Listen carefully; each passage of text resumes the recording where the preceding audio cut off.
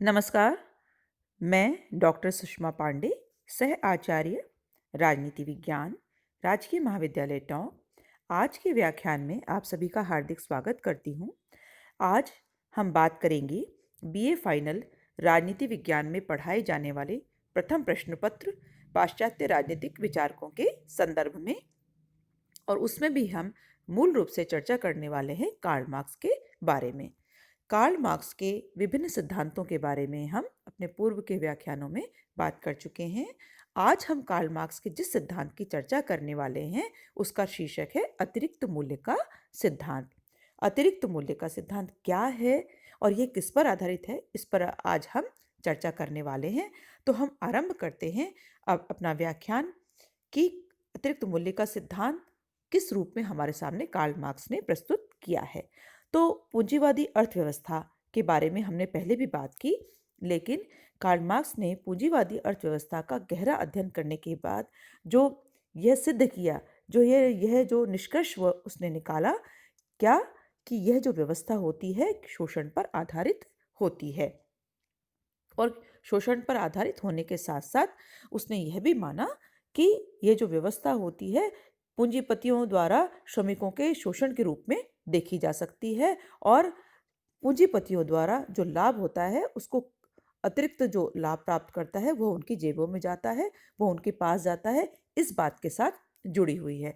तो कहने का हमारा जो तात्पर्य है कि कार्ल मार्क्स का जो ये अतिरिक्त मूल्य का सिद्धांत वास्तव में वह सिद्धांत है जिसके द्वारा कार्ल मार्क्स यह साबित करने की कोशिश करता है कि पूंजीपति जो है वो श्रमिकों का शोषण करते हैं। कार्ल मार्क्स की जो पुस्तक है जिसका नाम है दास कैपिटल, उसमें कार्ल मार्क्स ने विस्तृत रूप से अतिरिक्त मूल्य के सिद्धांत का विवेचन किया है, विश्लेषण प्रस्तुत किया है। और जिस तरह से मैंने अभी आपको बताया कि पूंजीवादी अर्थव्यवस्था के विश्लेषण के बाद कार्ल मार्क्स ने यह माना कि ये जो व्यवस्था होती है वह मूल रूप से शोषण पर आधारित है, और इसी चीज को आधार बनाकर उन्होंने अतिरिक्त मूल्य के सिद्धांत की विवेचना हमारे सामने प्रस्तुत की। अब अतिरिक्त मूल्य का जो सिद्धांत है वो क्या है?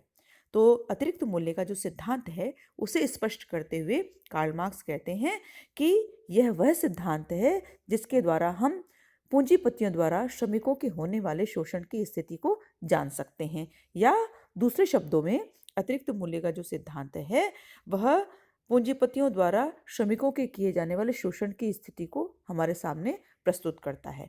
लेकिन वह साथ में यह भी कहते हैं कि अगर हम अतिरिक्त मूल्य के सिद्धांत को समझना चाहते हैं तो उससे पूर्व हमें यह भी जानना होगा कि यह सिद्धांत किस पर आधारित है, यानी किससे जुड़ा हुआ है।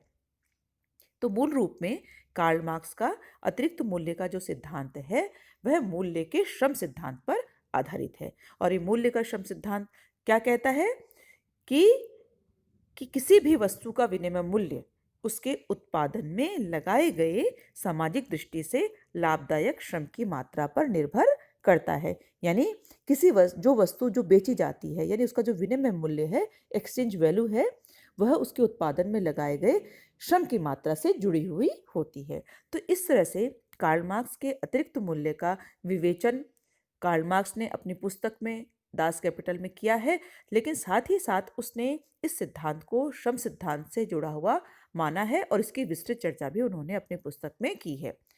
तो अब हम बात करेंगे कि कार्ल मार्क्स का जो अतिरिक्त मूल्य का सिद्धांत है वह किस तरह से मूल्य के श्रम सिद्धांत से जुड़ा हुआ है या मूल्य के श्रम सिद्धांत पर आधारित है। कार्ल मार्क्स इस मूल्य के श्रम सिद्धांत का प्रतिपादन करते हुए, इसका विवेचन करते हुए हमारे सामने दो तरह के मूल्य की बात करते हैं, या दूसरे शब्दों में हम यह कह सकते हैं कि मार्क्स के अनुसार प्रत्येक वस्तु के दो प्रकार के मूल्य होते हैं। पहला मूल्य होता है उपयोग मूल्य, जिसे हम अंग्रेजी में यूज वैल्यू कहते हैं, और दूसरा मूल्य होता है विनिमय मूल्य, जो अंग्रेजी में एक्सचेंज वैल्यू कहलाता है।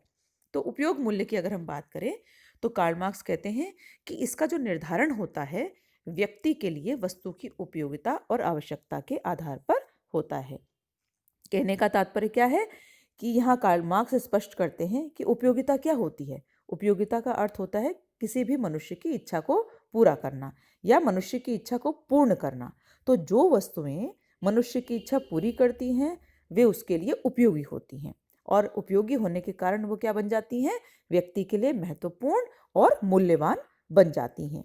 लेकिन दूसरी तरफ जो वस्तुएं व्यक्ति की इच्छा को पूरा नहीं करती, तो वो वस्तुएं क्या होती हैं, वो व्यक्ति के लिए अनुपयोगी और होती हैं, साथ ही साथ उसका कोई मूल्य भी नहीं होता। तो इस तरह से कार्ल मार्क्स का मानना था कि उपयोगिता ही जो है और किसी वस्तु की उपयोगिता और आवश्यकता ही व्यक्ति के लिए निर्धारित करती है कि वस्तु का क्या मूल्य होना चाहिए। और इस तरह से वस्तु की उपयोगिता और आवश्यकता के आधार पर कार्ल मार्क्स उपयोग मूल्य की बात करता है। इस बात को हम उदाहरण से और अधिक स्पष्ट कर सकते हैं। जैसे रेगिस्तान में रेत बहुत पाई जाती है, बालू बहुत अधिक होती है और वहाँ पानी की मात्रा बहुत कम होती है। अतः वहाँ पर किसकी उपयोगिता है, पानी अधिक उपयोगी है और बालू या रेत की कोई उपयोगिता नहीं है। क्यों? क्योंकि जो पानी है वो मनुष्यों की प्यास बुझाने के काम आता है और जो रेत होती है या बालू होती है उसकी तुलना में पानी ज़्यादा मूल्यवान या उपयोगी हो जाता है। तो इस प्रकार किसी भी वस्तु का जो उपयोग मूल्य है वो उसकी उपयोगिता और ज़रूरत के आधार पर निर्धारित होता है, ऐसा कार्ल मार्क्स का मानना है। अब हम बात करेंगे दूसरा मूल्य, जिसको कि कार्ल मार्क्स विनिमय मूल्य कहते हैं। तो विनिमय मूल्य का प्रश्न जो है वो कब उपस्थित होता है, जब किसी वस्तु को बाजार में बेचा जाता है। यानी जब वस्तु बनकर तैयार होती है और उसको बाजार में बेचने के लिए रखा जाता है, तो और जिस मूल्य पर जो खरीदार है विक्रेता से उस वस्तु को खरीदता है, तो वह उसका विनिमय मूल्य कहलाता है। अब यहाँ कार्ल मार्क्स कहते हैं कि जो वस्तुओं का जो विनिमय मूल्य है वो उनकी उपयोगिता अर्थात जो उसका उपयोग मूल्य है उस पर निर्भर नहीं करता, बल्कि उसके उत्पादन में लगाए गए श्रम की मात्रा पर निर्भर करता है। तो दूसरे शब्दों में अगर हम कहें तो श्रम ही एक वस्तु के मूल्य निर्धारण का उचित मापदंड है, क्योंकि यही एक ऐसा तत्व है जो सभी वस्तुओं में समान रूप से विद्यमान है।